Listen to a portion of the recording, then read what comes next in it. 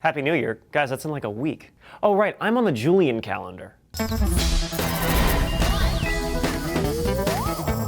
Good day, everyone. Julian here for D-News. Have you ever wondered why the calendar is the way it is? I mean, what drove us in the Western world to have a 365-day year? Turns out, it's an interplay between astronomy, religion, and history. The calendar we use right now is the Gregorian Calendar, so named because it was implemented by Pope Gregory XIII in 1582. Now, why would the Pope be interested in the calendar? Well, Easter was traditionally supposed to fall on the Sunday after the first full moon after the spring equinox on March 21st, but it had started slipping later and later behind the solar event. Now, Gregory was worried that they were missing Christ's rebirth day by about 10 days, so he commissioned Italian scientist Aloysius Lilius to fix it and make sure they were on Jesus' good side. When they made the switch, the Catholic world jumped forward a full 10 days, and you thought daylight savings was bad. Many non-Catholic countries wouldn't adopt the Gregorian calendar for hundreds of years still. Russia switched after their October Revolution in 1917, which, under the new system, technically began in November. The reason the Gregorian calendar is more accurate with our solar cycle is because it changed how we approached leap years.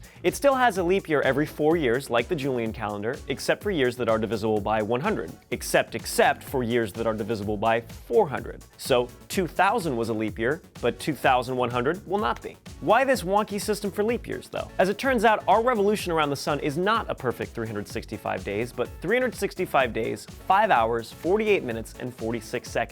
Before Julius Caesar became emperor, the calendar was all over the place, literally being manipulated by the Roman high priests for political reasons. Sometimes years were lengthened to keep allies in office, sometimes they were shortened to kick rivals out quicker. Julius Caesar put a stop to that by standardizing the Julian calendar. Introduced in 45 BCE, or what to the Romans was 709 as they counted years from the founding of the city of Rome, his calendar had 365 days every year with an extra day every 4. It still made the average year length 11 minutes and 14 seconds too long, but that wouldn't be evident until hundreds of years passed. To honor him for reforming the calendar, the Roman Senate changed the name of Caesar's birth month to July. They'd honor him again a year later by murdering him on the infamous Ides of March.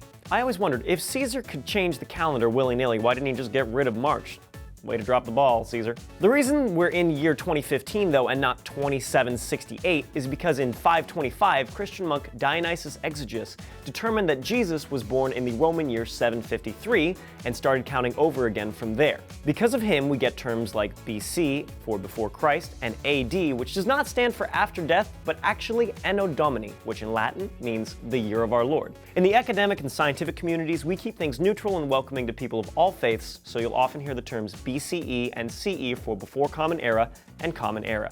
Of course, the Gregorian calendar is far from the only calendar in use around the world today. Many calendars from cultures with less pronounced seasons actually rely on cycles of the moon instead of the sun. But for predicting the changes of seasons, equinoxes, solstices, and when certain constellations will be visible, the Gregorian calendar is the one we prefer for its regularity. At least until 4909, when it'll be a day ahead again.